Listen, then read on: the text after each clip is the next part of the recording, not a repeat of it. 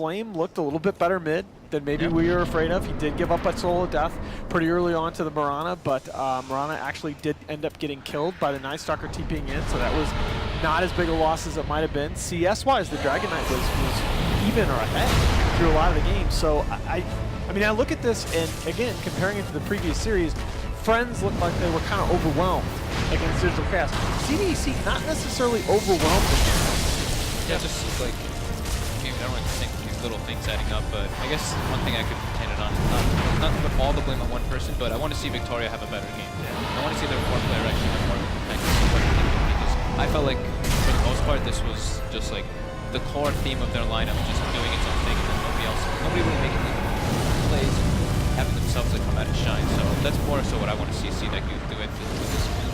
Absolutely agree. I mean, if there was one position versus position comparison for me, it would be you compare the presence of the Elder Titan. It's just that gap was just ridiculous. Yeah, and it's not like blaming him in any means. It's just like what I want to see them just provide, what I think will actually help them. Just need a individual. Usually we just need to put a team. This game I feel like it was like even like we not having TP. Yeah, that was weird. A lot of small things.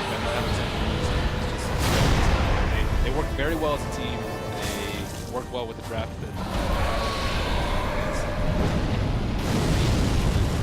Yeah. So we are going to get you into the draft as soon as it gets up, but guys, so things for EG to clean up. This wasn't a flawless game from them. I thought, especially in the early game, maybe there were things you could look to improve. What do you guys think? Yeah, Sumail looked a bit too aggressive on the mid lane, saying that Ball pointed out. It just seemed like he's like, okay, I can solo kill this guy, let's keep trying to do it again, and then he didn't CS very well. Yeah, Miranda's not a great CSing hero, but his CS was probably you could kind of say he was like disrespecting Flame in that matchup, because he wasn't, I mean, he literally missed 7 CS just to go for right-click harassing from the guy. That's a point where against a DK with stout shield. Yeah, you really want to kill him. There's some, obviously, you want to zone him so you can get your CS, but you don't want to miss your CS to get that extra. Yeah, maybe just a little bit. Other than that, it was overall, I think, the movements, there was always a clear plan, like PPDs in the offlane, tower alive, giving us time to CS. I think EG had a clear idea of how they wanted to run the map. Sumail individually maybe had a CS game, but I think overall, at least consistently, like, wow, impressive.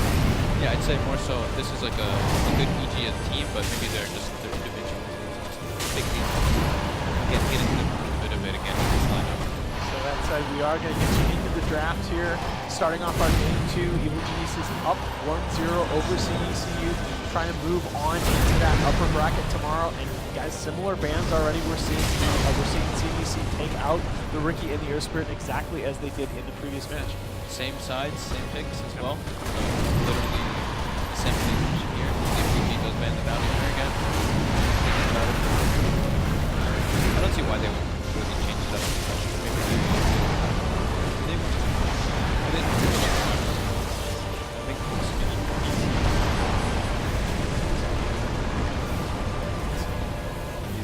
You can put him in like any line. I feel like Bat Rider, like he had too much pressure on him. I don't think that's like hesitating.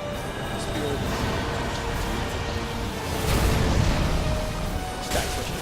Bat Rider's he's pretty low. Yeah, it's not looking good. I want to say sub 40% when I look, but I might be a little bit low. I glanced quickly. I don't know if it's quite that bad. The big difference to me is that you got to attempt to rather putting him somewhere solo offense. Like dedicated solo offense. Yeah, I feel like he's one of those heroes that I see drafted the most in the first phase that has the least win, the least like success. I think that's probably true. So the Vengeful Spirit opening, this is a hero that EG obviously got a lot done with in the previous game, but as a first pick, this is not something that we're seeing on this. Very at least the norm. Totally open. Let's reveal nothing and take away a hero that EG perhaps on the dire side. At least they showed you when they want to use it. That was against the pattern. So EG has Elder Titan, Beastmaster, Void, and I guess the Darkseer. He was kind of ignored. You know, I was going to ask you guys about this. I'm glad they picked us. I was going to ask you guys about this hero as well. This is like, I've seen a bunch of Shadow Demon games recently where he's getting super early kills with that Shadow Poison. I love Universe's shirt, by the way. Oh, yeah. Classic. Oh, wow, he looks very relaxed. Yeah. I mean, it's Seal, right? It's just how he rolls. Yeah. Shadow Demon Beastmaster, so they going for the Beastmaster again. Yeah, it's just hard to argue with. They got just so much out of that vision and the minions in the last game. PPD Manila was on the panel. He basically said like that was when Beastmaster was must first pick, first Yeah. meta material, and he was like, yeah, this hero / Iron Talon jungling is broken. So he obviously still feels somewhat similarly because he's sticking to it first pick. Big difference here though. The Batrider with the Vengeful Spirit. Yes. I guess too, like the Beastmaster, you can't really just say it's straight up universe. It could be Zai jungling it. Oh, It's yeah. very unlikely, but we don't really know how EG